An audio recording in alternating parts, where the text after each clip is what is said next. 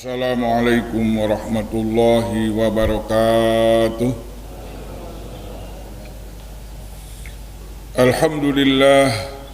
Alhamdulillahillazi arsala rasulahu bil huda wa dinil haq liyuzhirahu ala dini kullihi wa kafa billahi syahida. Asyhadu an la ilaha illallah wahdahu la syarikalah wa asyhadu anna sayyidana wa nabiyyana Muhammadan abduhu wa rasuluhu la nabiyya ba'dah. Allahumma shalli ala Muhammadin wa ala ali Muhammad wa ma shallaita ala Ibrahim wa ala ali Ibrahim wa barik ala Muhammad wa ala ali Muhammad wa barakta ala Ibrahim wa ala ali Ibrahim fil alamin innaka Hamidum Majid. Amma ba'du. Rabbi shrah li sadri wa yassir li amri wahlul 'uqdatam min lisani yafqahu qawli. Allahumma arinal haqqa haqqan warzuqna ittiba'ah wa arinal batila batila warzuqna sinabah. Walhamdulillahi rabbil alamin. Hadirin kaum muslimin, Bapak DKM, para imam, para pengurus Masjid Al-Hidayah, semuanya yang hadir. Mudah-mudahan pada pagi ini kita jadikan manusia yang mendapatkan ampunan Allah, ridho Allah, dan mendapatkan rahmat kasih sayang Allah. Mudah-mudahan kita masuk surga dengan rahmat Allah, masuk surga dengan rahmat Allah, masuk surga dengan rahmat Allah, husnul khotimah. Pada pagi ini mari kita kaji sabda Nabi Muhammad SAW, hadis arba'in, hadis yang ke-10. Bismillahirrahmanirrahim. An Abi Hurairah radhiyallahu anhu qala Rasulullah sallallahu alaihi wasallam, Rasulullah telah bersabda, innallaha ta'ala thayyibun, sesungguhnya Allah Ta'ala thayyib. Innallaha ta'ala thayyibun, sesungguhnya Allah itu thayyib, bagus. La yaqbalu, tidak akan menerima Allah ila thayyiban, angin kepada yang bagus. Wa inna allaha amarul mu'minin, dan sesungguhnya Allah subhanahu wa ta'ala telah memerintahkan kepada orang-orang beriman, bima amara bihil muslimin, dengan apa yang telah diperintahkan Allah,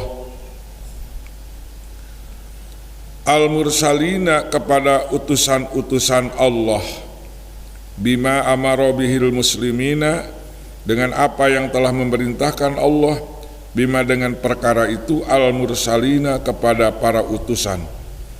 Faqala ta'ala, maka berfirman Allah Ta'ala, ya ayyuhar rusul kulu minat tayyibati wa'amalu salihah. Ya ayyuhar rusul kulu minat tayyibati wa'amalu salihah. Ya ayyuhar rusul, wahai para rusul, kulu, makanlah kalian, minat thayyibati, dari yang bagus-bagus, yang bagus, yang halal, wa'malu, dan beramalah kalian, bekerjalah kalian, solihan, dengan amal soleh. Wa qala, dan berfirman Allah, ya ayyuhallazina amanu kulu min thayyibati ma razaqnakum.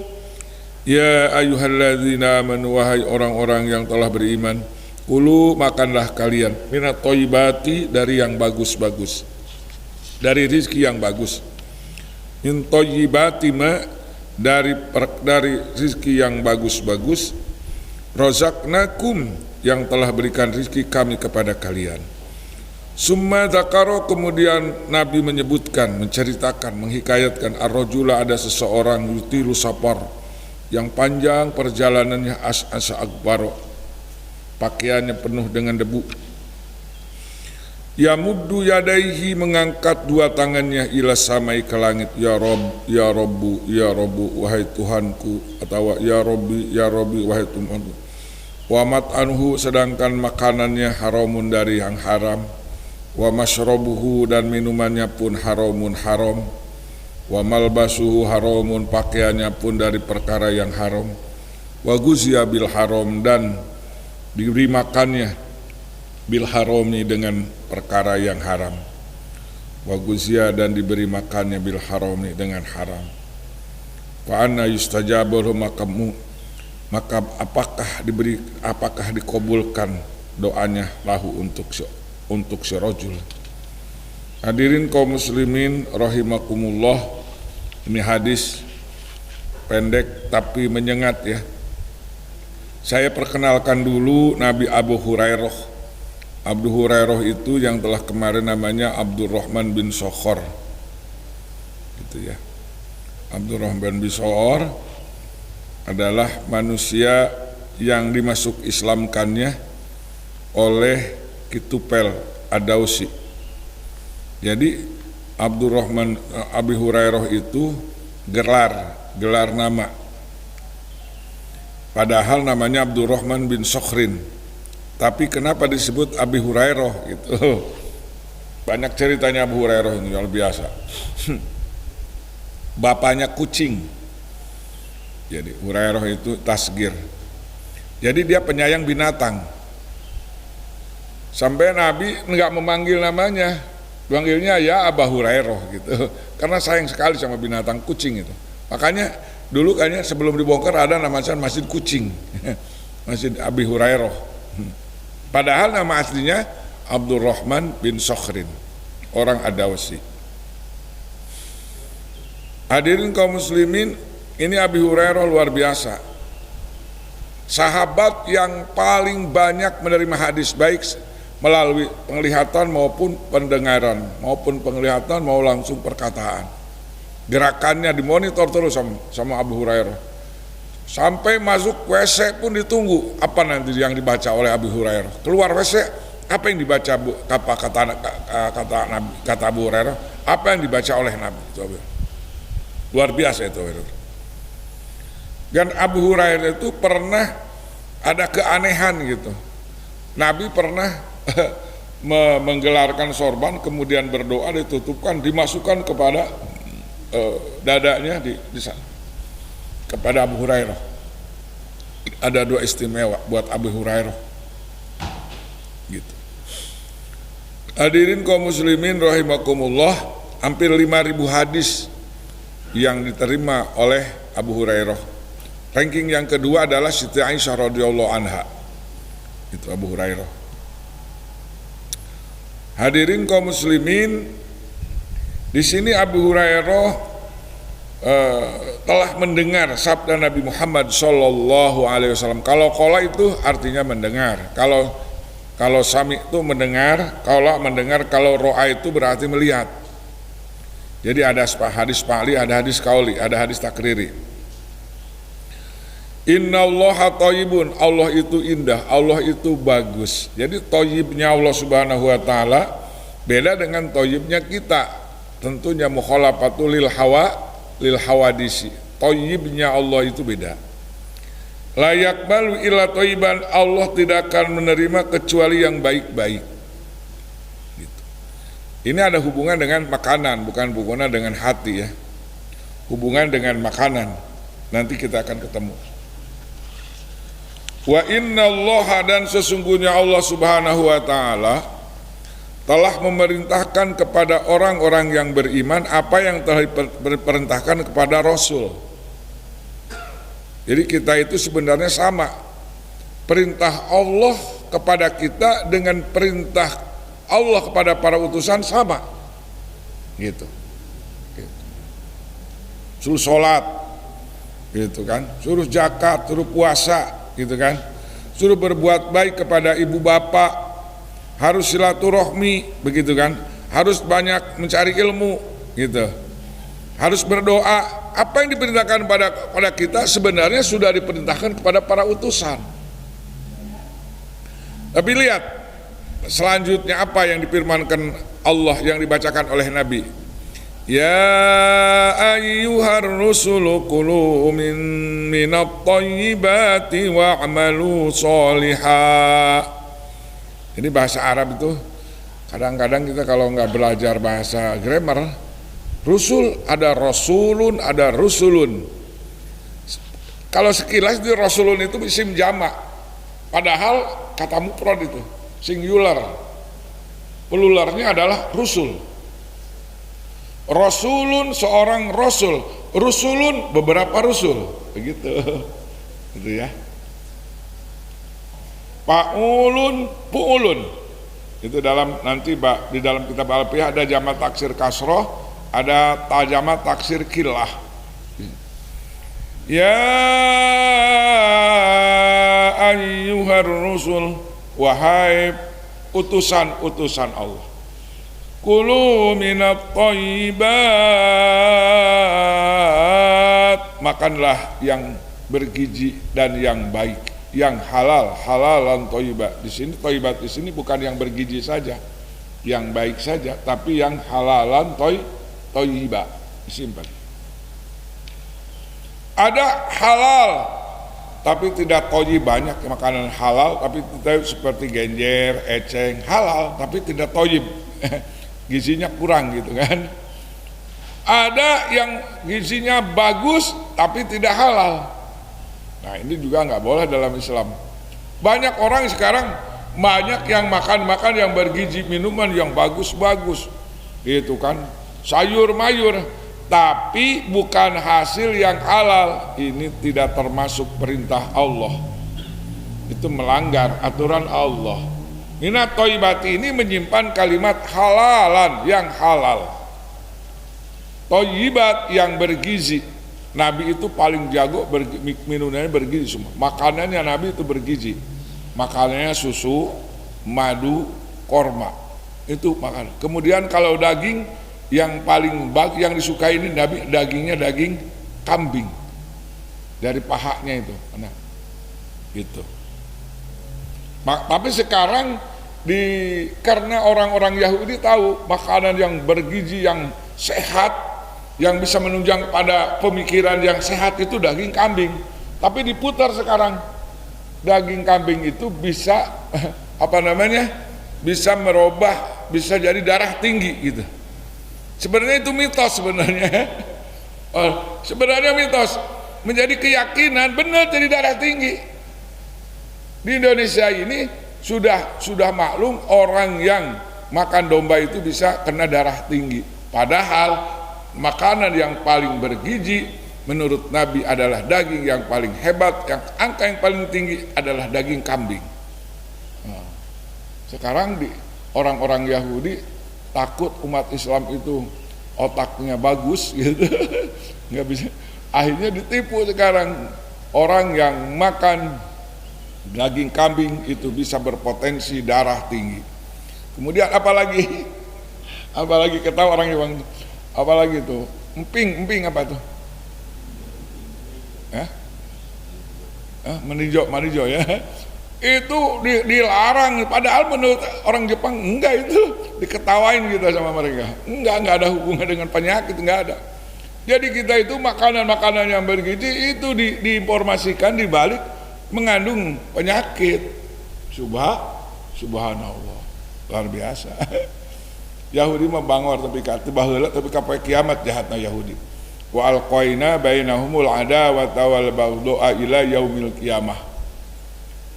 Yahudi ini bisa bikin produk agama, bisa bikin agama palsu, dan agama palsu itu diyakini sampai hari ini. Itu Yahudi bisa bikin agama palsu dia. Termasuk Ahmadiyah Qadiani itu produk dia. Allah, termasuk Syiah Rafidah. Allahu Akbar. Kulu minat thayyibati, makanlah dari yang bagus-bagus, yang bergizi, yang halalan thayyibat. Nah kemudian perintah yang kedua, wa'malu sholiha, beramal soleh. Untuk apa kita? Untuk amal soleh. Minum untuk kuat amal soleh, makan untuk berkuat amal soleh, gitu kan? Wah, makan untuk kerjanya kerja yang soleh, gitu. Ini indah sekali. Jadi antara makanan dan amal soleh ini bersambung. Kenapa? Ada orang yang rajin bekerja, tapi makanannya bukan dari menu yang halal. Wah, itu juga bahaya.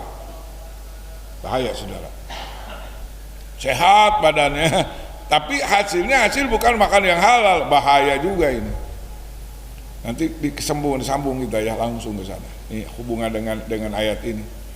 Kemudian ada lagi firman Allah, ya ayyuhallazina, tadi kan kepada para rasul. Itu tah. Tadi hitopnya kepada para rasul, makan yang bergizi dan amal soleh. Dan para rasul itu diwajibkan untuk dakwah 24 jam. Para nabi semuanya. Cuma nabi akhir zaman, Nabi Isa pernah bertanya kepada Allah, ya Rabbi, kalau para nabi semua kan ada generasinya. Di Adam, Nabi Nuh nggak ada, terus Nabi Daud, Nabi Hud, Nabi Soleh, Nabi Ibrahim, kemudian Nabi Lut, Nabi Ismail, terus ada generasinya. Nabi Isa bertanya, ya Rabbi, kalau Nabi akhir zaman nanti siapa penerusnya gitu? Siapa penerusnya? Nah, maka kata Allah, ada nanti orang yang namanya la hilma wala ilma. Apabila mendapatkan ujian dia bersabar, apa dia mendapatkan nikmat bersyukur. La ilma wala hilma. Dia tidak punya latar belakang moral yang tinggi, tidak punya, dan tidak punya ilmu. Para Nabi Isa kaget. Bagaimana? Kaget saya ya Rob, tidak punya hilim, tidak punya ilmu. Bagaimana dia bisa menggantikan risalah nubuwah akhir zaman?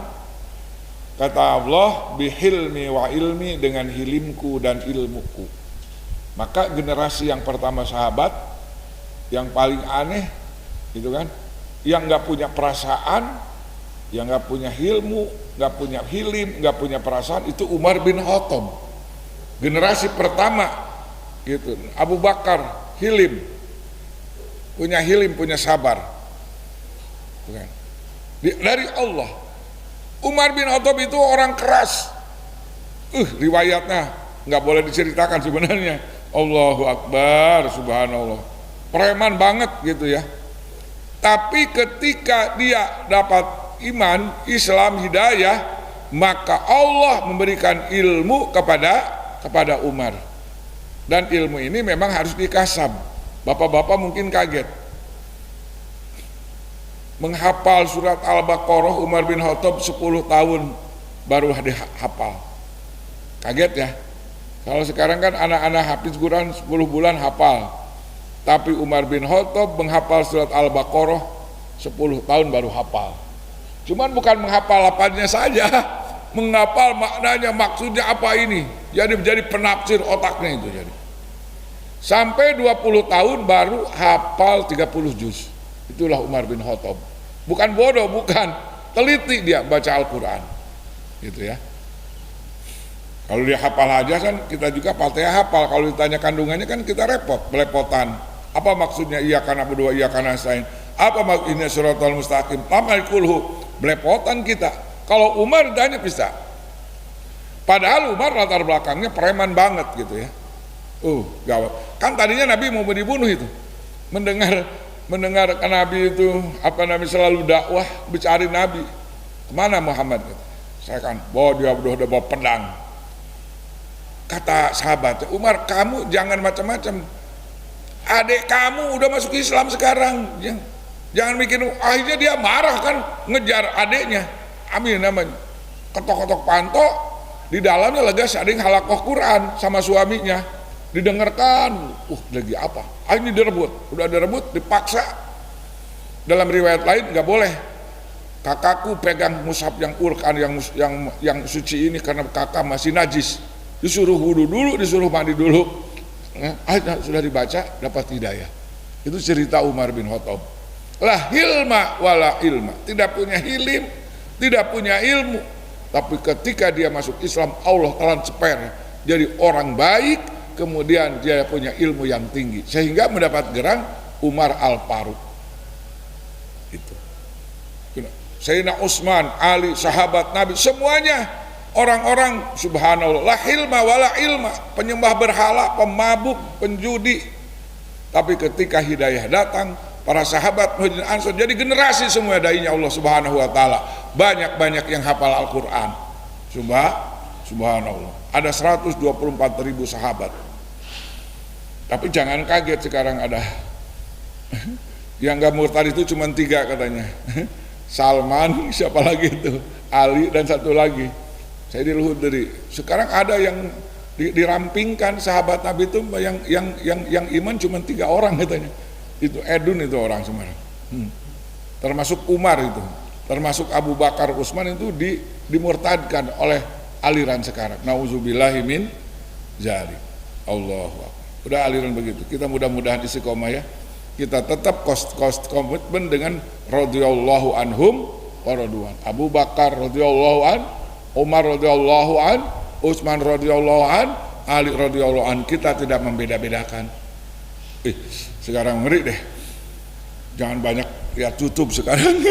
YouTube banyak yang membawa aliran sesat sekarang itu. Kalau nggak punya modal kita bisa astagfirullahaladzim. Allahu Akbar. Nah ini ayat kedua. Ya ayyuhallazina amanu kulu min thayyibati ma razaqnakum. Wahai orang-orang yang beriman, makanlah rizki dari Allah yang bagus-bagus, yang bergizi dan halalan thayyiba. Maka ada doa, Allahumma inni as'aluka ilman nafi'an wa rizqan halalan thayyiban mubarakan. Kan ada ya? Allahumma inni as'aluka ilman nafi'an wa rizqan halalan barakatan thayyiba. Apa pengaruhnya makanan halalan thayyiba? Ada orang yang rajin sholat tahajud, rajin sholat tahajudnya, Senin Kamis rajin. Kemudian dia punya teman yang artinya yang belum soleh gitu, belum soleh, punya teman boleh makan, kasih makan gitu, dibawa ke restoran. Pas mau malam nggak bisa bangun tidur, nggak bisa tahajud, berat. Baca Quran berat, tahajud nggak bisa. Nah, tanya dia sama gurunya, bagaimana? Kamu makan apa katanya gitu. Jawabnya gurunya, kamu makan apa katanya gitu. Langsung nembak langsung kiainya. Kamu makan apa? Coba pikir. Pikir. Tadi saya itu makan dengan teman saya gini. Nah, coba periksa dulu teman kamu usaha apa gitu kan. Dari yang mana coba? Ternyata. Jadi makanan minuman yang menunya bukan dari hasil halal itu pengaruhnya ibadah ngantuk, ibadah sangek gitu kan. Baca Quran berat, sholat berjamaah berat, ternyata itu pengaruh makanan yang tidak halal bisa mempengaruhi kita. Allahu Akbar.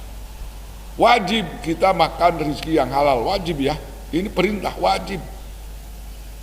Harus selektif. Ada ulama dikabul doanya.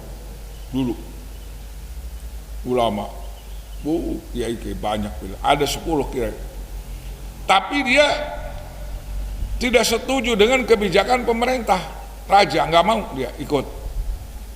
Akhirnya jahatnya itu waktu itu pejabat diundang diundang, nggak tahu dikasih makanan yang tidak halal. Akhirnya dia gembira. Nah sekarang kita nggak usah takut lagi, udah dikasih makan yang tidak halal, doanya tidak dikabulkan. Itu sampai begitu. Abu Bakar Siddiq radhiyallahu anhu dalam Hayatus Sahabah kasih susu.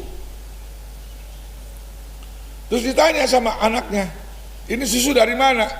Dari Fulan bin Fulan, padahal dia udah tobat 2 tahun, dulunya mantan dukun. Mantan apa? Mantan dukun. Dia tobat udah 2 tahun. Akhirnya Abu Bakar minta dikorek sampai dikorek. Kenapa? Karena Nabi mengatakan ada makanan yang tidak boleh dimakan, itu adalah makanan dari dukun, kemudian tukang jual beli gogog. Itu kalau jual beli gogog itu harganya nggak boleh dimakan kita. Yang ketiga mahrul bagi.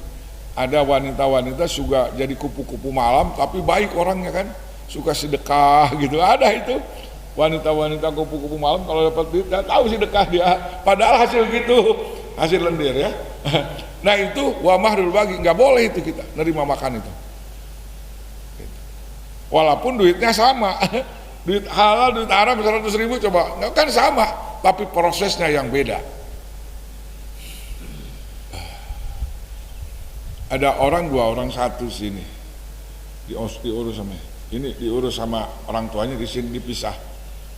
Itu yang dipisah makannya steril, hebat, jadi ulama soleh. Tapi yang diurus sama ibu bapaknya nggak jadi. Nggak tahunya ini proses makanan juga.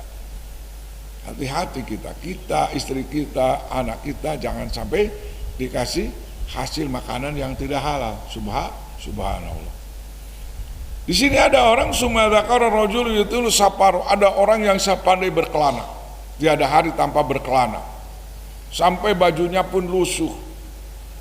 Dan menurut kita pasti doanya dikabulkan. Yamudu yadai ila sama, mengangkat ya Rabb, ya Rabbi, ya Rabbi, ya Rabbi. Cek Kangjeng Rasul, wa mat'amuhu haramun, makannya dari ladang yang haram. Wa masyrabuhu, minumannya juga haram. Wa malbasuhu haram, dan pakaiannya juga haram. Wa guziya bil haram, dagingnya yang tumbuh itu dari makanan yang haram. Faqafa'ana yustajabalahu, bagaimana bisa dikabulkan? Nah, jadi kita jangan menyalahkan Allah kenapa doa kita tidak dikabulkan. Tanya dulu kamu makan apa gitu kan. Pak Kiai saya ngadoa dan ngawiri dengan selila nggak sebulan tanya terum. Ditanya dulu kamu makan apa, pakaiannya dari mana. Maaf saya pengalaman pribadinya, saya ngomongin sendiri bukan ngomongin orang ya. Dulu saya oleh guru saya dikasih wirid khatam Al-Quran seminggu sekali waktu di pesantren. Itu kalau hari Kamis sore pasti saya khatam Quran. 7 hari itu harus khatam Quran gitu kan. Nah kebetulan saya dikirim oleh kakak saya pakaian bermacam-macam pakaian begitu. Pakaian, ternyata waktu itu abang saya sebelum insaf dia jadi supir taksi. Dulu kan ada taksi gelap ya dulu ya, taksi gelap Selangan. Udah punya hutang 1 bulan 2 bulan nggak dibayar. Akhirnya kata kakak saya, kamu punya apa? Saya punya. Pokoknya yang kamu punya berikan sama saya. Kata kakak. Dikasih baju banyak. Dibawa ke kampung. Itu baju itu. Dicuci di sana. Saya pakai tuh karena banyak pakai guntagan. Tapi setelah saya pakai itu kok saya berat baca Al-Quran, berat sekali ini. Sholat malam berat sekali. Ada apa ini pakaian saya? Ternyata kalau kita pakai pakaian sembarangan itu, apalagi itu bisa pengaruh kepada kita Pak. Itu pengalaman pribadi saya sampaikan. Pakai pakaian saja yang nggak jelas halal haramnya itu buat ibadah itu berat. Cek orang Sunda mah sanggup itu pana istajabulah. Maka bagaimana Pak Kiai, Pak Ustadz, kalau saya dulu pernah bisa taubat, istighfar, minta ke Allah. Wa in kana haraman fatohiru, ya Allah kalau seandainya ada barang-barang saya yang haram tolong diselesaikan, bersihkan ya Allah, gitu kan? Minta sama Allah. Banyak sekarang mantan preman, Masya Allah. Bapak-bapak kalau boleh nanti lihat ya, ada pesantren Taubatan Nasuha di Bojongkoneng, naik ke sana. Itu ada anak pang apa ya? Anak pang apa tuh? Itu yang ditato mukanya itu, hafal Quran 30 juz Pak. Luar biasa. Kalau Allah takdirkan ya, ada 2 orang di pondok saya di sana Taubatan Nasuha. Itu saya sebagai ketua pembinanya ya. Itu anak pang itu ada yang 10 juz, ada yang sudah 30 juz. Sedih saya lihatnya. Tapi karena kalau tobat diterima sama Allah, bisa dibersihkan lagi. Gitu. Ditatoin sama jana. Aduh kasihan. Gitu, ada yang sudah bersih, wajahnya bersih walaupun itu bersih gitu, ada yang masih hitam ada. Jadi hadirin kaum muslimin, subhanallah. Ini pelajaran buat kita. Hadis yang 10 ini mengajarkan kepada kita hati-hati di dalam makanan. Makanan yang halal itu bisa memperindah, bisa memperkuat untuk ibadah kita.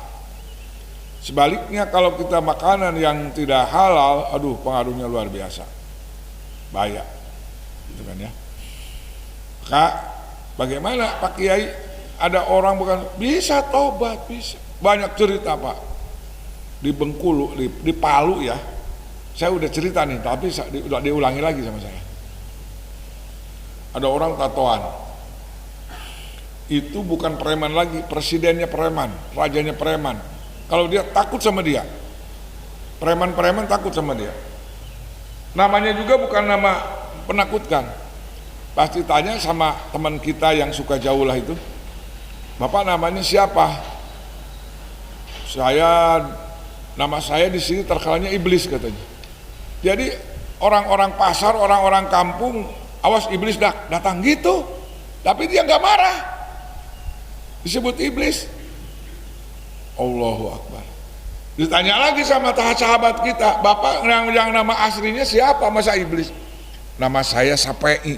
Kaget nggak coba? Sapei namanya. Coba bayangin. Kenapa dia jadi iblis? Jadi rajanya preman. Preman juga takut kalau dapat gaji store sama dia. Gitu. Akhirnya orang teman kita itu yang suka jauh dengan rayuan, dengan doa begitu, Pak, Bapak ini sebenarnya namanya ahli surga. Kaget dia. Ahli surga dari mana? Ini siapa? Ini imam yang paling terkenal di Indonesia. Namanya Imam Mujtahid Mutlak Muhammadin Idris. Dia pengaruhnya besar. Di sini karangan-karangan kitab itu kebanyakan di pesantren mazhabnya mazhab Syafi'i. Dia diam aja dia kan, bingung dia juga. Bapak ini bapaknya pasti soleh karena namanya Syafi'i. Dirayu habis tenggelam. Akhirnya sudah diajak ke masjid. Pak Syafi'i, karena Bapak ini seorang muslim, kami jangan ngajak jauh-jauh, mengajak Bapak supaya ke masjid, kami saudara Bapak satu seiman, sudah seiman. Waduh gawat Pak, kata si Syafi'i, sorry nggak kuat saya Pak, saya ini nggak bisa putus dengan minuman keras, harus membawa botol ya mana, nyekek botol wae. Coba bayangin, kalau kita mah lari takut, ngeri udah nyerah dah udah. Dasar orang kuat mental, optimis, ngomongnya begini, nggak apa-apa. Kata orang itu, kata yang silaturahmi, nggak apa-apa katanya. Bawa minumnya juga nggak apa-apa. Tapi kalau mau minum saya antar masuk WC dulu, jangan di dalam masjid pegang. Coba bayangin. Ini orang maksa banget katanya. Dibawa coba bayangin dari rumah bawa botol ke masjid, ngeri nggak coba? Di sini mah nggak ada orang yang ke masjid bawa botol arak ya, itu mah ada. Ini cerita Palu, kisah nyata ini. Akhirnya gimana? Nggak putus asa. Dengerin sholat maghrib ikut, tapi udah pusing-pusing, nanti dibawa lagi ke WC ngekek deh gitu kan. Coba bayangin, nggak ada di sini mah orang begitu. Kita mah takut ketemu dengan orang itu. Kemudian udah alif, tahajud, wudu, ikut taklim, halaqah Quran, Fatihah belajar, dengerin taklim, suruh baca taklim. Baru udah 2 hari 2 malam, baru dia kena tobatan nasuha, dibuang itu semua. Bangsat cenah aing sebut iblis gara-gara iya cenah gitu kan. Aing sebut iblis ngaran aing Syafi'i, aing sadar tobat manehna. Nah, udah begitu, udah 3 hari kan ada bahasa wabsiyah, harus pulang ke rumah. Itu teman-teman yang bahagia itu gembira sekali, benar-benar tobat, udah dibuang, tolak 3. Kamu tolak 3 kan nggak boleh dikembaliin lagi ya, nggak boleh dirujuk lagi. Itu benar-benar minum arak, tolak 3, udah nggak ada, udah tobat, udah masuk iman. Wala milkhil iman, masuk iman, bulan. Akhirnya teman-temannya kasih sorban, seperti saya dikasih sorban gitu kan, pakaiannya diganti gitu kan. Wah susul terus suruh pulangnya. Tadinya nggak mau pulang, dia pulang nggak bisa Pak, ini udah 3 hari patokan, nggak boleh, nanti bulan depan mau lagi. Aturannya begini, tertibnya. Udah begitu, dan nanti kamu baca salam. Gitu. Ini bawa buah mangga, apa namanya buah namanya lah, jeruk, apa satu lagi apa tuh, apel, bawa apel, dibawa. Tok, assalamualaikum, waalaikumsalam. Istrinya kaget, Pak, suami saya nggak ada katanya. Baru 3 hari nggak kenal sama suaminya. Coba bayangin. Maaf Pak, suami saya nggak ada lagi di masjid katanya. Kata suami, ini si Sapei suami kamu katanya. Coba, Allahu Akbar. Padahal dia setiap harinya wa ghuziya bil haram. Dia makanan haram, gitu kan? Minumannya haram, pakaiannya haram, wa'udzubil haram. Tapi ketika taubat nasuha, Allah bersihkan semuanya. Akhirnya dia ikut dakwah, terus istiqomah, kan? Sampai 40 ikut, istrinya ikut tertib, pakai burdah semuanya, sampai punya anak, 3-tiganya hafal Quran sekarang. Itu yang tadinya mantan iblis. Makanya kita ya muqallibal qulub, dikit hidup dalam proses, kita jangan menjudgment orang yang sedang mabuk, yang sedang judi, jangan menjudgment di ahli neraka, belum tentu endingnya, belum. Jangan menjudgment manusia dalam proses. Jangan menjudgment di ahli surga, belum tentu. Banyak cerita dalam, aduh Allahu Akbar. Ada 2 cerita hampir sama. Di Jogja ini cerita kisah nyata ini. Kakaknya soleh, tukang ibadah, Allah. Gitu kan.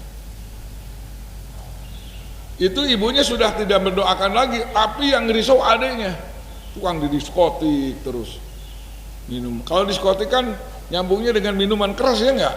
Dengan wanita itu kan, judi ke situ. Nangis terus ibunya nangis. Ya Allah, gimana anak saya hidup penuh dengan dosa, saya tidak mengajarkan itu. Ya Allah, berikan tobat, pintu tobat ya Allah. Rubah akhlaknya ya Allah. Nangis terus. Begitu. Itu kakaknya yang soleh, tidak tersirat di hati, tidak didoakan. Apa yang terjadi? Itu yang si soleh itu ada temennya.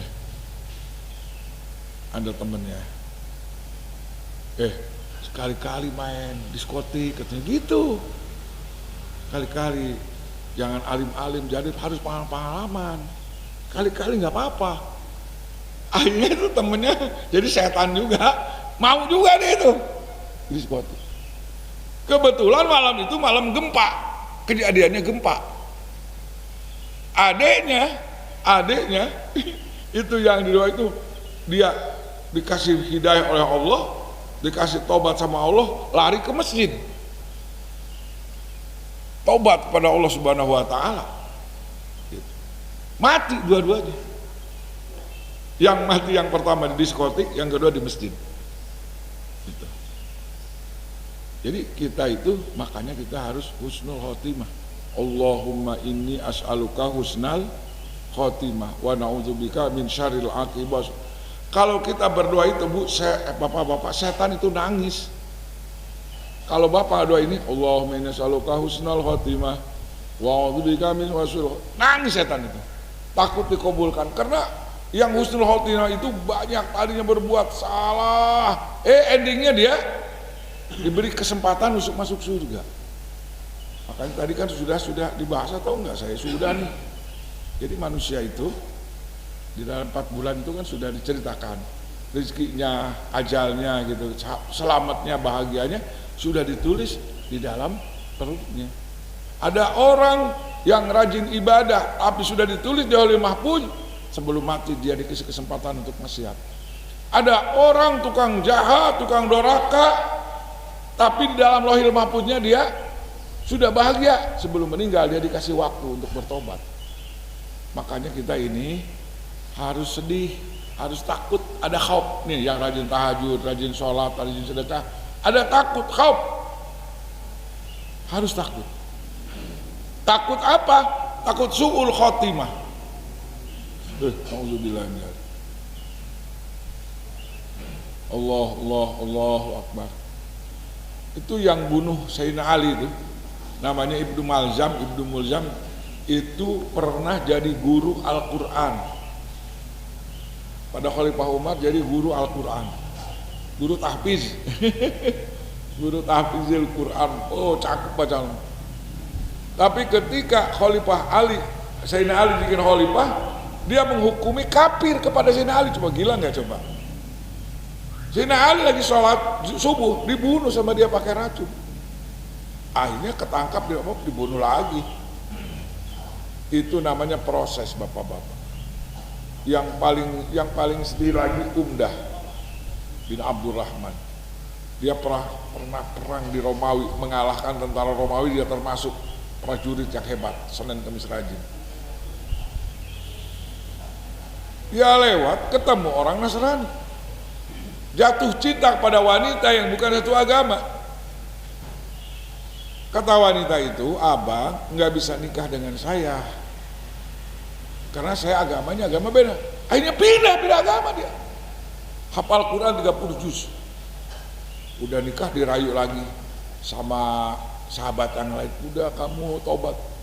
Semuanya Fatihah Quran hilang semua di dalam otaknya, cabut sama Allah. Itu proses.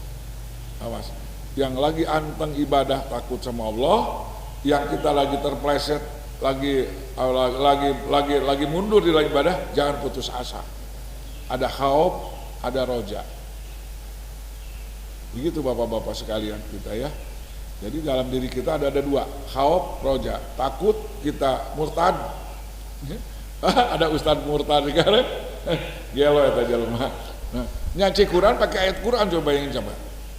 Dia menghina Islam dengan Quran. Saking sesat, padahal dia ustadz dulunya, pernah jadi ustadz. Ada pernah orang pesantren digontor 7 tahun, tapi untuk memurtadkan orang. Nauzubillahi min zalik. Nah, ini saya simpang dari cerita ini. Nah, maka sekali lagi Allahumma sholli ala sayyidina Muhammad. Itu ada yang murtad. Ibnu Mulzam membunuh Allahumma sholli ala Muhammad. Nah, juga tadi saya bilang tadi ada iblis, si iblis pun sampai sekarang di Sulawesi itu yang saya ceritakan tadi, jadi imam sholat sekarang, Pak. Yang tadi saya ceritakan tadi siapa? Sampai itu jadi imam sholat, istrinya soleh, anaknya hafal Quran. Padahal dulunya raja preman, makannya makanan nggak jelas. Tapi ketika dia bertobat, maka daging-daging yang menu dia yang guzia bil haram itu Allah bersihkan. Apa yang diceritakan sama Abdul Somad itu, raja biliar itu jadi imam kan sering Abdul Somad ya. Oh, itu bagus amat tuh jadi imam itu katanya. Nggak tahu gondrong namanya. Kamu ada? Saya sudah bertobat. Ada orang ke biliar saya beberapa kali, udah 2 kali 3 kali saya ikut. Nah sekarang saya jadi insaf. Nah, makanya alhamdulillah saudara-saudara kita yang kita nggak bisa mengikuti mereka sampai bisa ngetok-ngetok pintu ngajakin sholat. Saya punya cerita. Anak saya di Batam ikut dakwah dengan saya pada waktu itu. Dia bagian takrir, saya bagian jauh lah, hujan waktu itu. Di Batamnya itu di Islamic Center. Bapak-bapak di sini udah tahu Batam di sini ada ya? Di Islamic Center. Saya ngetuk pintu salah alamat, Pak. Bukan orang Islam. Akhirnya dia dengar kalimat-kalimat jauhlah dunia sementara, akhirat selamanya, dunia selamanya kita kecuali orang beriman. Dan akhirnya dia Pak waktu itu ikut ke masjid syahadat. Allahu Akbar. Maka kita dakwah jangan putus ya, ngajak sholat, ngajak ngaji jangan putus. Insya Allah banyak sekarang saudara-saudara kita yang parkir dari agama Islam namanya, tapi dia jauh dari Islam. Islam namanya Islam, agamanya Islam, tapi tidak kenal dengan suasana ibadah. Maka Allahu Akbar, apalagi sekarang kita alam semesta ini kita mengerikan ya Pak ya. Ada yang mati. Saya ingat ke Pompen itu, riwayat Pompen itu, negara Pompen di Itali, mati itu karena abu. Akhirnya jengker jadi batu. Pas lihat saya kemarin itu kejadian di erupsi di mana, di Batu, Gunung Semeru ya Pak ya, di Gunung Semeru bukan itu yang sekarang meletus ya. Itu saya cerita Pompen itu ada orang yang disiksa oleh Allah karena apa? Karena LGBT itu kan, karena kaum Sodom itu ada tuh. Akhirnya Allah letusin gunung, orang itu bangkainya nggak rusak, karena dimumi sama itu debu itu kan, jadi patung. Aduh, kemarin lihat saya yang meninggal, ada yang ibunya berpelukan dengan anaknya, itu percis. Kalau dibiarkan itu nggak bakal bau, jadi keras gitu. Sudah banjir sekarang, meletus gunung. Allahu Akbar. Saya kalau lihat Gunung Salak, ya Allah, jangan diletuskan ya Allah. Kan Geneng di Sentul ada Gunung Pancar Pak, gede itu kan. Ya Allah, mudah-mudahan jangan sampai meletus ya Allah, gitu kan.